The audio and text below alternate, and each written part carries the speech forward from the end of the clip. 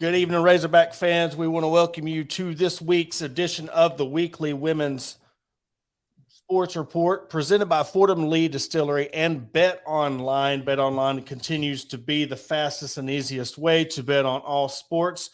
Find reviews, news in every league, including Major League Baseball, NFL, NBA, NHL, esports, and even golf. Bet Online continues to be the top online resource for all your sports information. So head on over to Bet Online today and use your mobile device to join and make your first sports bet. Use our promo code BLEAV to receive your 50% welcome bonus on your first deposit. Bet Online, where the game starts, and we go to the Camelot Exteriors hotline and bring in Arkansas's women's head coach, Shauna Taylor, to the broadcast. Like we said before we started recording, when I mentioned that I was going to do this, you were the first coach that really shouted out and showed your support. So I really want to thank you for that. This is something that I've been in the works with as soon as I started with the podcast and doing things. So thank you for joining us. Oh my gosh, thank you so much. It's just an awesome time to be a Razorback, and anytime we can highlight our female sports is really a cool opportunity for us to, let people know what we have on campus and what's happening. And there's a lot. That's the thing. I've talked about this for years of just waiting. The football program is kind of like the foundation of the whole athletic program. And we've seen the greatness going on with your program, the rise of women's basketball, what Colby Hale's done, Jordan Weber, of course, with Courtney Deifel. We had Neil Harper on talking about the swim team. They're getting ranked, with the tennis team. So there's all these programs that are doing so well, and it's not just highlighting just being the women's programs, but how successful they are. And what other, other than the track program that's had the most historical program in Arkansas, you look, and I told you, spent 45 minutes looking at, 11 national championship appearances. You got 34 all SEC selections, 9 All-Americans, 2 national champions, and the list goes on and on. So, I mean, it's there. And you go back to your first year, 2007, and you have Stacey Lewis. And what a way to kind of start your career. So I guess we can just backtrack to what brought you to Arkansas and talk about the early years of the program at Arkansas, and then we'll move our way up to where we are now. Yeah, for sure. I'll give you the quick version. I played college golf at Georgia. I was a successful player. My goal was to play the LPGA Tour. I was well on my way to do that. And then I was thrown a curveball and was diagnosed with rheumatoid arthritis. So I was like, wow, what am I going to do? And fortunately, my assistant coach when I was at Georgia happened to be the head coach here at Arkansas, Kelly Hester. I owe so much to her for getting me into coaching and believing in me. And she said, hey, Shauna, why don't you come to Arkansas? I'm trying to rebuild the program here. I would love for you to, if you can still maybe play, you can do that. But, really, I need you. So I packed up my car and headed west, came in 2007. And fortunately, Stacey Lewis was beginning to be a part of our program. And, when I got here with Kelly, our program was struggling. It was probably the bottom of the last 2 or 3 spots, maybe the last spot in the SEC. And, we wanted to win. We wanted to rebuild and make this place an incredible place for women's golf, and to make it a place that young women wanted to come and play. And just through some hard work and, 5 years as Kelly's assistant, helping move our program, we were just looking for daily wins in the beginning. Like, can we just chip it a little better? Can we, improve some of those day-to-day tasks that will help us in competition? And we started to gain some momentum. And I'll never forget the day that Kelly Hester and I were at camp, and she got the call that the Georgia job came open. And happened, timing is everything. So I happened to be in the right place at the right time, and had, put in a lot of hard work here for 5 years, and was given the opportunity to become the head golf coach here at Arkansas. And just what a blessing it's been for my life. And, rheumatoid stinks. It sucks to have, but I feel like it led me to my purpose in coaching, to give me the opportunity to do what I love around the game that I love, and try and, impact young women's lives. Yeah, and that hits personal. My mom had rheumatoid arthritis all over. I mean, she was riddled with it. I think she had 34 surgeries, and she had it since I was 2, and she passed away 2 years ago. So I know all about the difficulties when it comes to rheumatoid arthritis and what it does, especially in a sport like golf, much less in just life in itself. So I can definitely sympathize because I've been there, lived the life of a child with their mother had rheumatoid arthritis and the surgeries. So um, but going on, to Stacy and just that first, I mean, national champion and just your first early career as a head coach. I mean, what the transition between volunteer and being assistant and then being a head coach. I mean, what was the biggest challenge of overtaking a program and then of course overtaking a program like Arkansas, but then you have someone like Stacy Lewis to kind of make it an easy transition for you? I think first of all, I give a lot of our programs accomplishments and kind of the beginning days of our trend to be a really great golf team to Stacy. She went to bat for me when it was time to maybe try and get the head coaching job. She says, I want to play for Shauna. So she's probably one of the reasons I did get the job to start out with. But to have a young woman like her who, I mean, gosh, she broke all the record books.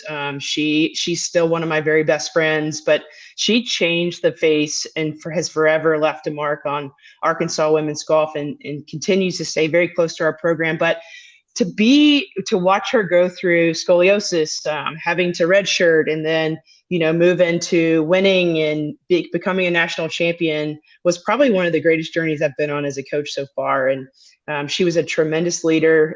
She helped us get better players in here. She was a great recruiter. I think probably one of the biggest challenges kind of going from an assistant to a head coach was I was a player.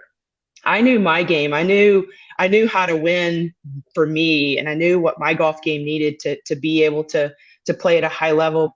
So one of my first hires was my assistant coach who's been with me for 16 years, and Mike Adams. He was my golf teacher since I was 12 years old, and I knew I needed somebody to come in here and help me learn how to teach the golf swing, because I knew Shauna's golf swing, but I wasn't sure I knew how to, help and work with 8 to 10 young women from all over the world and work with their instructors and create that. So part of the success we've had, I owe it to Mike, and he's been a best friend. He's been a part of my life for so long, and he, I told him, I said, hey, can you just come for a year or two, help me get this program continuing to move in the right direction? And we're still here rocking and rolling together after 16 years. So, it's a journey. It's you have to, have great people in your corner, great support. Obviously, we have that here at Arkansas, but to have an assistant coach like Mike that's been just faithful and honest and committed and works his tail off.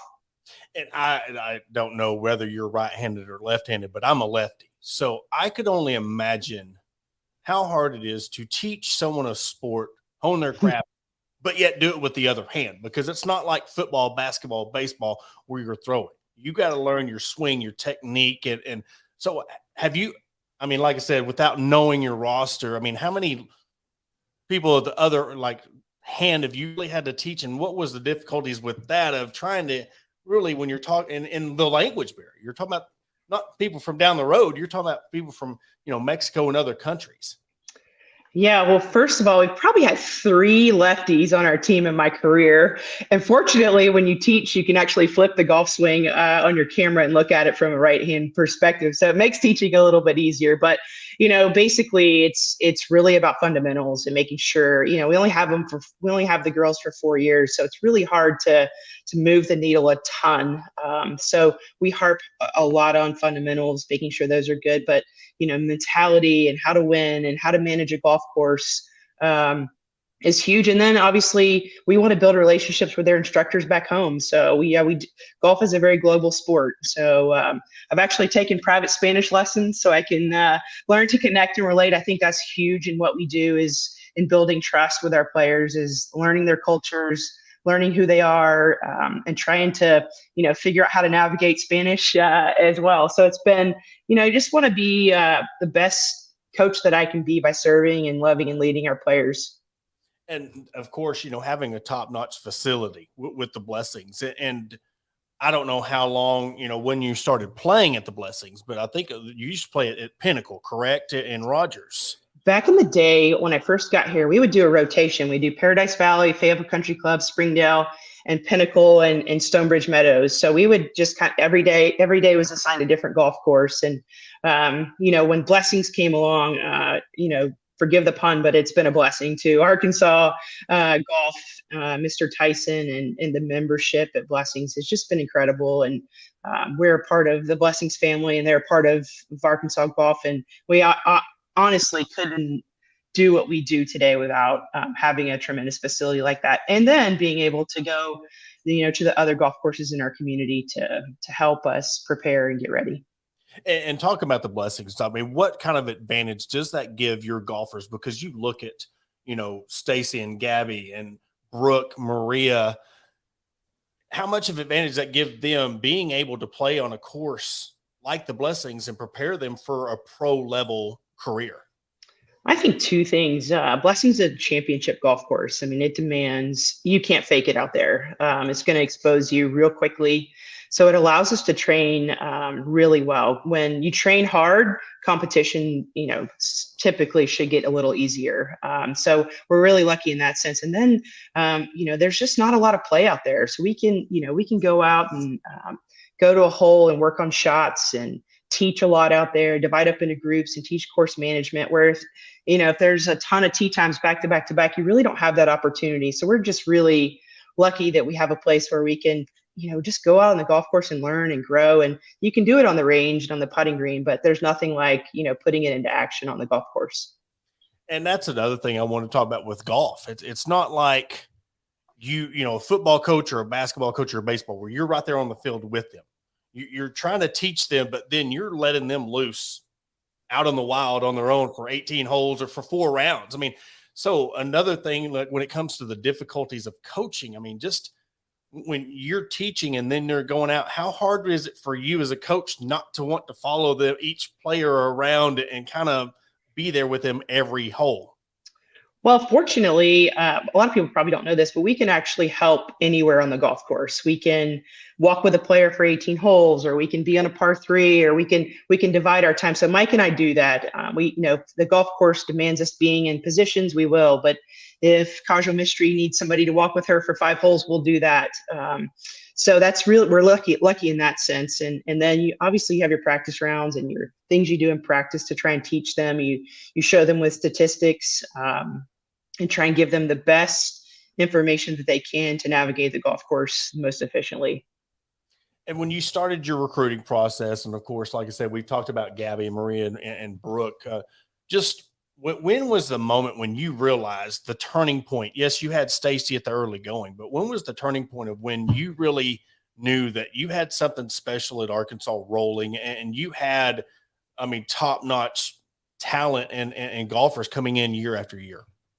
First, I'll say it's a daily commitment to continuing to sell our program. And I just got home last night at 2 a.m. from Mexico.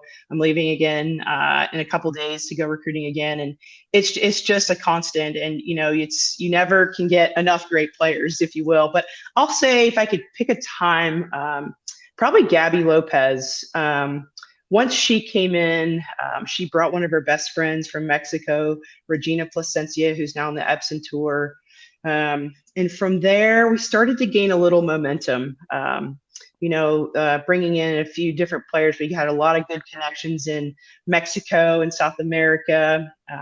So we've just really tried to feed those, but also, trying to get the best kids from the state of Arkansas and our bordering states. And recruiting is about connections, and fortunately Mike and I have a lot of friends all over the world, and we've just really try and use all of our resources to help us connect and find young women who want to help us accomplish winning championships. And you look at Brooke, somebody who just really stormed onto the scene and really had a amazing career at Arkansas. And with the COVID stuff, I'd be remiss not to mention how hard was that? And I guess in a way you could kind of say of all the sports, it could be a little bit easier because of, social distance and you're at a golf course, you can do the putting and all that. But just talk about Brooke and just her amazing career being an in-state kid and just her success that she continues to have on the pro level. Yeah, Brooke is one of our greatest stories in our program. I mean, she was a camper when she was a kid at our junior golf camp. And then, her dream was to play at Arkansas. Lucky for us, she lived in Rogers, played at Pinnacle. And, we'd had that relationship through camp. And it's always a blessing and a great thing when you can have a tremendous talent in the state of Arkansas. And most of the time you grow up a Razorback fan. So we were lucky that Brooke came here. She is an extremely hard worker. She grew so much through her time here, probably more maturation on the golf course with managing emotions and learning to know when to fire at hole locations and when not to. She has tremendous length. She's a very solid putter. And it's been awesome to watch her thrive playing the game that she loves. And you brought up a good point, like firing at these holes. And I know, like, when I've played golf games on PlayStation or Xbox, you got that meter that goes up to 75. Just when you're going out there and swinging a golf club, like, how can, teach the fact of, all right, I want you to swing this golf club, which there's different sets, different wedges, different irons, but yet I want you to do that at 80%, 70%. I mean, do you think that's the most difficult part of teaching the game of golf, or is there something else that sticks out to you?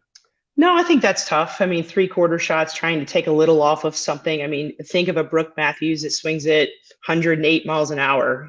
Swing that at 80%. Good luck. I mean, it's just, it's hard and it's timing and it takes a lot of practice.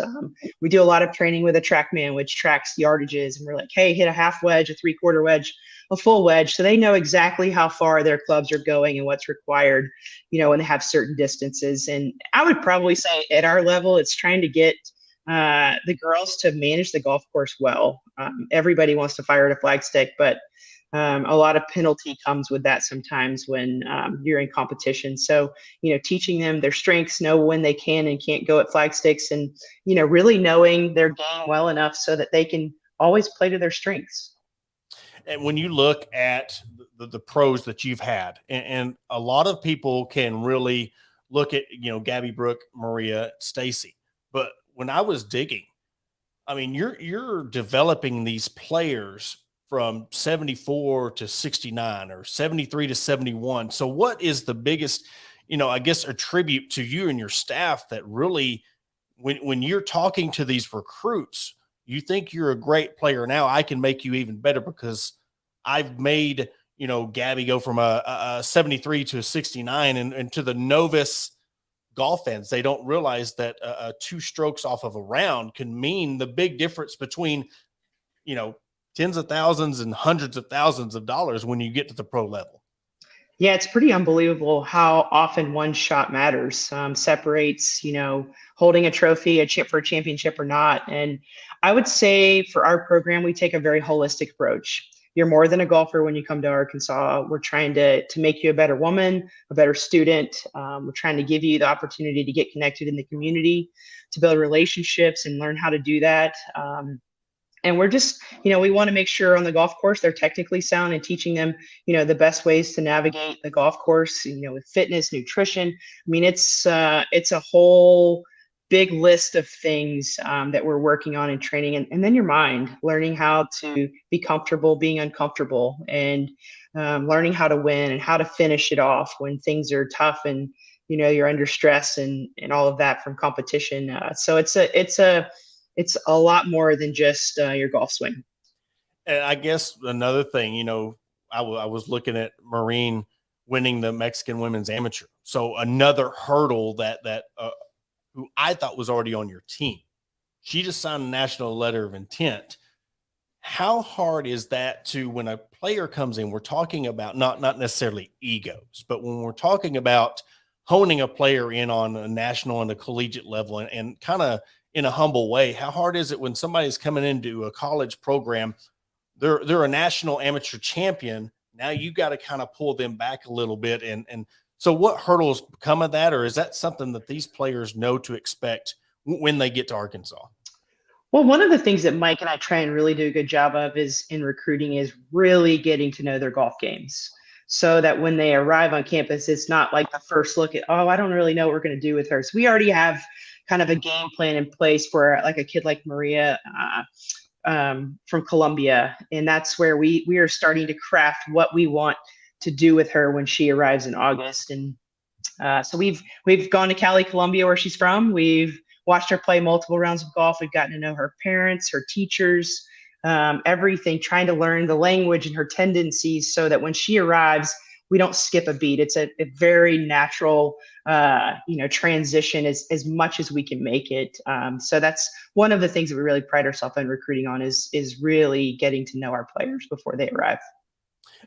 And like I said, forgive me on if I'm not correct on a lot of the things, but you look at your schedule and you start in September, October, and then you're done, and then you start back in February. I mean, is that is that the same roster, or are you able to bring your signees on for the February slate? I mean, how does that play into your team, and also for the ones that are returning, how difficult is it to, all right, you're going full force till October, and then you're shutting things down until February? Well, I think two things there. A lot of events happen over the holidays. So almost our entire team has competed through the holidays, which is amazing. So they, even though they're going home or, doing whatever, they will have had some competition. So it's kind of a timeout from college golf, but they're continuing to practice and play through the holiday season, which is super helpful. And then for a mid-year, typically we've maybe twice in my career in golf have we had a mid-year enrollee on our team, and it's more of getting them comfortable in the system and the workouts and stuff like that. Rarely do they play in the spring, except for a Maria Fossey, who we knew she probably wasn't going to be here for 4 years. So we were like, yeah, let's go ahead. So, she comes in January, wins her first golf tournament in February, and, the rest is history. So it's rare that we do get mid-year enrollees. So we'll, like with Maria and Abby Shute, who are coming in August, we're just watching them play golf, learning how they do things, learning their tendencies and their weaknesses, so that when they get here in August, we only have about 2 weeks before we compete. So it's like, oh my gosh, you go to Pebble Beach and you have two freshmen in the lineup and you're like, I have no idea. So we got to do our homework in advance. And we'll end it on this. You've been here since '07, and the way I bring it up like that was with State and how she kind of set the foundation for your program.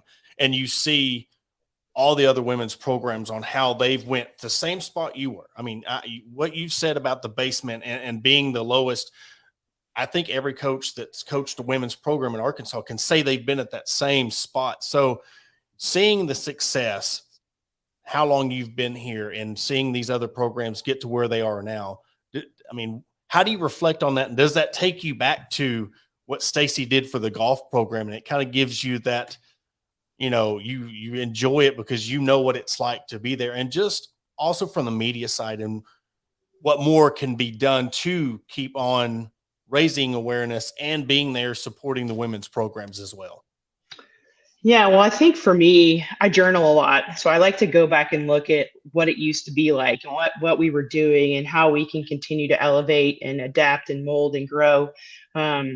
Not trying to do the same thing and be routine. It's like we have to change with the times and making sure that we're doing that as a program. And I know hard work, what's required. I know recruiting is the oxygen to our program. So it's just a constant learning for us, moving our program in a bigger, better direction. We are so lucky to have a leader in Hunter that helps provide us with the resources that we need to elevate our programs even more. The commitment to excellence and all that we do. And when you're sitting at a head coach's table with everybody in that room, you don't want to be the one that's not played good that week. So I think we're all we're rooting for each other. We're motivated to try and win at everything that we do. And being a part of the Razorback family is an incredible experience and opportunity for me as a coach, but also for the young women in our program and the future Razorback. So it's we have a special home here. I think our women's programs, we have a joke, me, Courtney, Christina, and Jordan, we do lunches together so we can kind of help each other and learn and grow. And I learn stuff from them. I think, we're just collectively want greatness to happen amongst all of our sports. And I guess another thing is having other female coaches who are having the success, and so you relatable. How important is those lunches? I mean, learning from all those coaches, and then Christina coming in, and you can kind of share with them what it's like. Because I've had a couple of the journalists on, and we're talking about the barriers and just the difficulties as a female head coach, and in sports, and trying to be a head coach, and just where y'all come, and hurdles that you've come other than, the male counterparts. So, I mean, how important is those lunches where you can really talk and relate with each other? It's great. I'm a mom, I'm a wife. We're juggling a lot of balls, and it's to be able to, sit and talk to Courtney, and she has kids, and being able to, what do you do in this situation? Or, I mean, how cool is it to have Jordan Weber? I mean, an Olympian. I mean, I like, can I see your gold medals? I mean, it's just, just to know the elite mind that is required to win a gold medal, and just to be able to pick her brain and learn from her. And Christina, it's fun because she's from Spain, and we have an incredible connection to, a lot of our girls speak Spanish, so we're helping and relating each other in that sense. So we just, it's been a really great monthly lunch that we have to just help each other and, love each other, grow with each other, and, support each other. Well, you start your season off in Florida, and then you go to Hilton Head, South Carolina. So, I mean, just what can we expect out of this year's team? We've already talked about Marine and already setting, having great success before even stepping on campus. So what can we expect out of this team? We'll wrap that up. I'm excited about it. We played 9 of 10 girls in the fall. I got a lot of experience. We have Corey Lopez coming off of injury, getting back into form, which was really fun to see this week. We have an amazing amount of depth. I think the qualifyings are going to be interesting, where we kind of run little tournaments at home to see who's going to compete for us. So I think the depth is going to be key for us, and consistency. We've had flashes of awesome golf in the fall, and we've had some road bumps. So I think if we can just get a little more consistent, a little more gritty when things get tough, I think we can have an incredible spring run. Well, Coach Taylor, of course, thank you again so much for coming on. It was an honor to be able to talk with you, and again, for being the first one to shout it out. So I love your support, and we try to do the best we can to promote and support all the women's programs at Arkansas. Oh, thank you so much. I mean, I appreciate what you're doing. It's a lot of fun to share what we get to do here in Fayetteville, and I appreciate you having me on. No problem. That won't be the last time. We'll have you on to recap the season and hopefully another national championship. That sounds great. Thank you. Awesome. Well, that was Coach Shauna Taylor of the golf team, and one of the ones that's been able to say that they've had a national championship at the University of Arkansas. And one of those things, we know how much the football national championship, the basketball national championship means to Arkansas. So you can only imagine what it gets to be, that even though it was an individual titles, you still get to say that I was the head coach of a national champion 2 times with Stacey Lewis and then Maria Fossey. So they start their season off in February, go on to March, but it's really awesome to have Coach Taylor on and with this team. But moving on, we'll wrap things up with talking about the women's basketball team. After that loss to LSU, talking with Coach Neighbors, he was telling us in the media that the girls finally kind of clicked on what it meant to being prepared of. You're having these non-conference schedules, and now you're having to go into SEC play and having these quick turnarounds with the Sunday, Thursday clip. And when you have the leadership that comes up to you and says, all right, we know what we did. We know what we need to do to correct this. You're not having a coach. I mean, you go on a 3-game skid against Oregon, South Florida, and then LSU. But I'm telling you right now, South Florida is unranked, but they're a really good team. They played Ohio State, got beat by 1 in overtime, and then Arkansas took them to overtime. LSU is a gauntlet. I mean, I know it was 69-45, but I'm telling you, that team is on par with South Carolina. Watching that game and watching how Reese, I mean, halfway through the first half, already had a double-double. I mean, she reminds me of Austin from Ole Miss, just the length. And I can't remember her name, but the one that was at Tennessee, just that lengthy score. Ryan Howard, I mean, you put her in that same category from Kentucky. I mean, so for them to have the game they did against LSU, and then you come back against Kentucky and Florida. But the one I was really impressed with was the Missouri game. You're playing at Missouri, and you've always played Missouri tough. Missouri's always played Arkansas tough. And to win that one 77-55, and you go back to the Florida game, I mean, you scored over 100 points. And just the ball distribution, you didn't have one person that had 30, 40 points. You had 5 that were over 15 points. Just assist. I mean, you had 23-7, I believe, was the assist ratio on that win.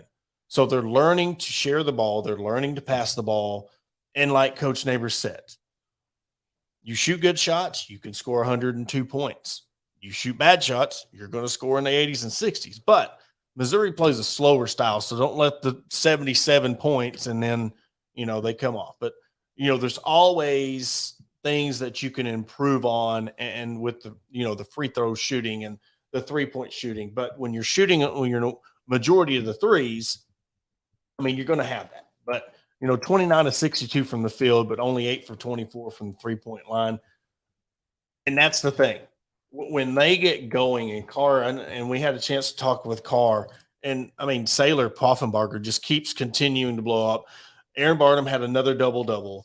And what the cool thing is, between Michaela and Samara at the guard, I mean, just knowing that you're not having to rely on one or two people to get you 30 to 40 a game, or 20 and 30. Sailor had 24, Aaron had 21, and Aaron had 21 and 11. Another double-double for Aaron. The scariest thing about this team is me and Paul Boyd were sitting there at the softball first practice, which we'll get into that here in a second. But Chrissy Carr had 9 points, and then you look up 2 minutes later, she's at 16. Sailor Poffenbarger had 11. You look, now she had 24. I mean, when these girls get going and they get on the fly and they start scoring, I mean, you turn a 10, 15-point game into a 22-point win. So, but you just see the point of what I was talking about, hard to win at Missouri. It was, you got to realize, it was 9-8 at the end of the first quarter. Then they don't score under 20 points the rest of the way. 23 in the second, 20 in the third, and 26 points. So they kept their foot on the pedal. Again, you have a comfortable lead going into the fourth quarter, and because this is the thing that's so daunting about why important this game is, because you look at the schedule coming up. You've got Vanderbilt coming to Bud Walton on Monday, which lost at Vanderbilt last year.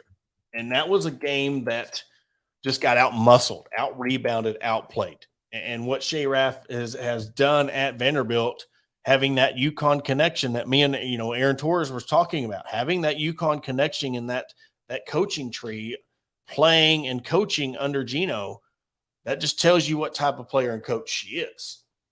But after that, you got a rematch at LSU on Thursday, January 19th, and then you got to turn around the 22nd and go to South Carolina.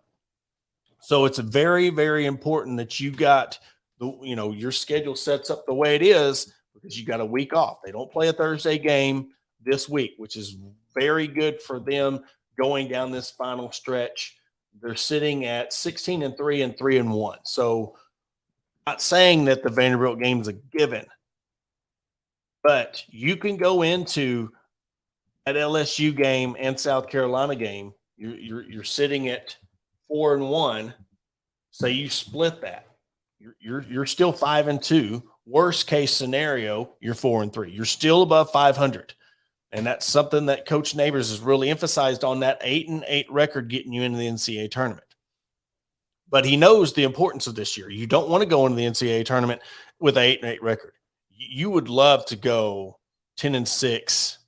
Get that, you want that first four. You want that bye. You want to play that Thursday game. You don't want to be playing Thursday, Wednesday, Thursday, Friday. And on top of that, not realizing, where you are in the bubble. And I know it's still kind of early to even be mentioning bubble talk. But if you start getting behind and start, you're floating around 500 in the SEC play, that's what you're going to expect. So every win, that's why if you wanted to beat LSU, beating them at home, getting those home wins are very imperative this year because you've got to go to LSU and play them again. Then you've got South Carolina.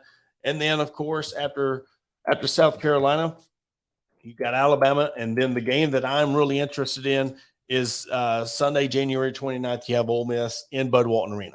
You got two of your players from last year's team that transferred to Ole Miss. So that's going to be very interesting to see Davis and Eaton, what if how they're doing at Ole Miss this year. I haven't kept up with them at all. So I don't know, I'll dive into that the week of Ole Miss, but it'd be interesting to see how that game plays out.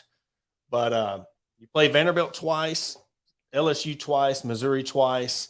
So the schedule with this team and the talent, it bodes very well for Arkansas to have a successful where they can get. I think they're a top 3, top 4 team in the league. Don't let that LSU game fool you because I'm telling you right now, LSU coming into that Arkansas game was beating people by 40 points. I mean, they were averaging 40 points of victory. And I know we talk about who they didn't play, and I know I joked about it. But seeing them in person, that's one of the best teams that I've seen come into Bud Walton Arena and beat Arkansas all around, just the rebounding. And, when I say they're on par with South Carolina is because when you have your second rotation coming in, your reserves coming in, and they're producing like they're the starters, that's when you have a high quality team. So very important to win on next Monday, against Vanderbilt. So that game is Monday at 6 p.m. It will be on the SEC network. Fans, if you can get out, I mean, that's one thing I can say about the fans. They did not disappoint, even though after the LSU loss, they showed up for the Florida game. And we're going to need you again on Monday, January 16th at 6 p.m. against Vanderbilt. So a very important game to move to 4-1 in conference play before the back-to-back with LSU and South Carolina. But moving on to the gymnastics team, they started their season with a dual victory over Nebraska, won the meet 196-225 to 195 on Saturday, their first meet of the year. Talk about a great squad with two All-Americans, Nora Flatley and Kennedy Hambrick. You're coming in and Coach Weaver said that she was going to try to get some newcomers and some underclassmen to come in. And I'll tell you what, you had some freshmen come in and have, Frankie Price and freshman Lauren Williams both had 9.875 on their floor. You have hometown flavor coming in, the first hometown, girl since 2012 to come in and to get the start and to be able to produce on the floor as a freshman. That just shows you that they're building, they're not just taking the best player from Arkansas and saying, all right, you're just the best player in Arkansas. You're one of the best in the nation. We talked about that when we had Coach Harper from the swim team on.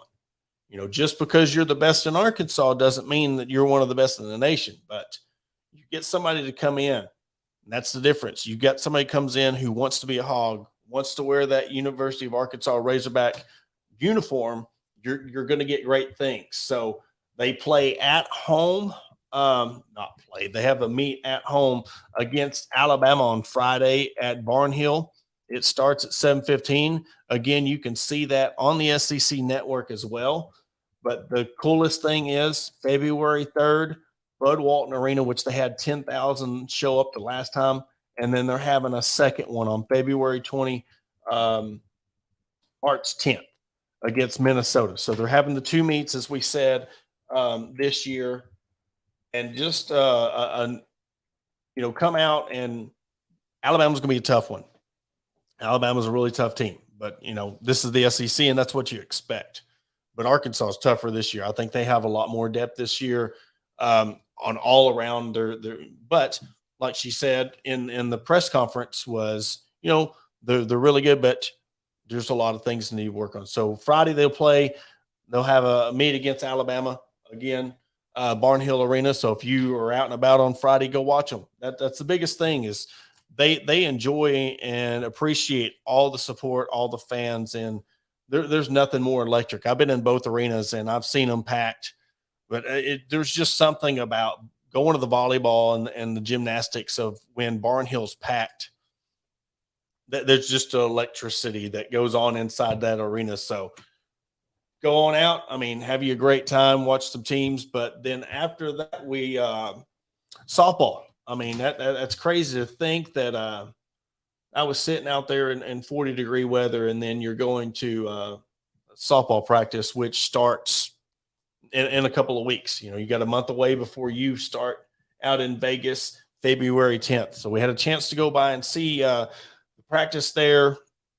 It was just a routine practice, just players out and working on their hitting. You didn't see anybody in set positions or pitching. So that's going to be one of them things continuing on that we're going to see get better. And Coach Deifel said she's going to test this team. And I'm telling you what, looking at this non-conference schedule, you're playing teams like UNLV, Baylor, Florida State, Duke, Nebraska. And then your first game at home on the 23rd, you got a doubleheader with Arizona. So the youth and compared with the veterans on this team, and then on top of that, your star players switching positions from third base to catcher. And I don't know if y'all have heard that or seen that, but Hannah Gamble was at third base last year, but she's going to move to catcher. And I think that is a huge deal when it comes to having a leader behind the plate just as much as you team her up with Shanice. And you're going to see freshmen there sitting there at the pitching. You're going to see Robin Heron. You're going to see Kamenzind. You're going to see a lot of freshmen, but I'm telling you what right now, watching what I did see and what I observed, when you come out to Bogle Park this year, you're going to see a different style of team. You're going to see speed. You're going to see bunting. You're going to see some of these gaps that would be base hits. They're going to be caught. I mean, you got that outfield. I mean, it's one of the fastest outfields that I've ever seen. This is going to be one of the, when it comes to talent and just seeing the talent out there and just the arms. I mean, Kylie Halverson, hose. Casey Hoffman, hose. Foreman. I mean, these are girls that I've seen throw from the wall and throw them out at third base. So, I mean, they've got just cannons on them. They can hit. They were having batting practice, and they were hitting it, one hop into the black fence, not over their fence, but to the backside of Bogle Berm, and then hitting them into the basketball parking lot. So we've seen that with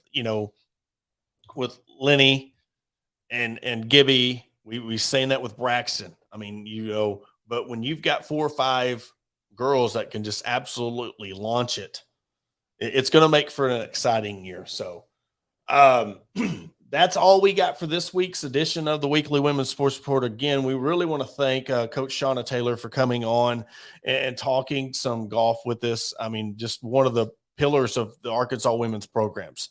You got harder than you got Shauna Taylor. I mean, that's just, and then you go, I mean, but that's just the success. Hale, Deifel. I mean, it's an exciting time to be able to have this podcast. It's an exciting time to be able to talk to these coaches and players. And I mean, we're always looking for guests. Who would you like to hear from? A coach or player that you want to talk to, one that we haven't highlighted yet, a sport that you would like to know more about, or a coach. Let us know. Our DMs are always open. Our comment section is always open. Let us know who you'd like to hear from, and we'll make it happen, because that's what we're all about on this show is promoting all the women's programs. We'll have the tennis coach on in a couple of weeks and get, promote that and get their season. But for that episode of the weekly women's sports report, that will do it. And we'll have a review. We're going to start doing a review on the basketball, the men's side of things here in the next week. So we'll start going to have guests on, kind of previewing the week ahead. And then on our Sunday show, we're going to start recapping the week that was. So now that we're into SEC play, we've got 2 games a week. We'll sit there and preview and recap and just continue giving you the best content, most content that, that there is. I think we kind of pride ourselves in doing and covering more sports out there than anybody out there. And that's what we strive to do. But again, for Porter Hayes, Hog Talk Podcast, we will catch you on Sunday.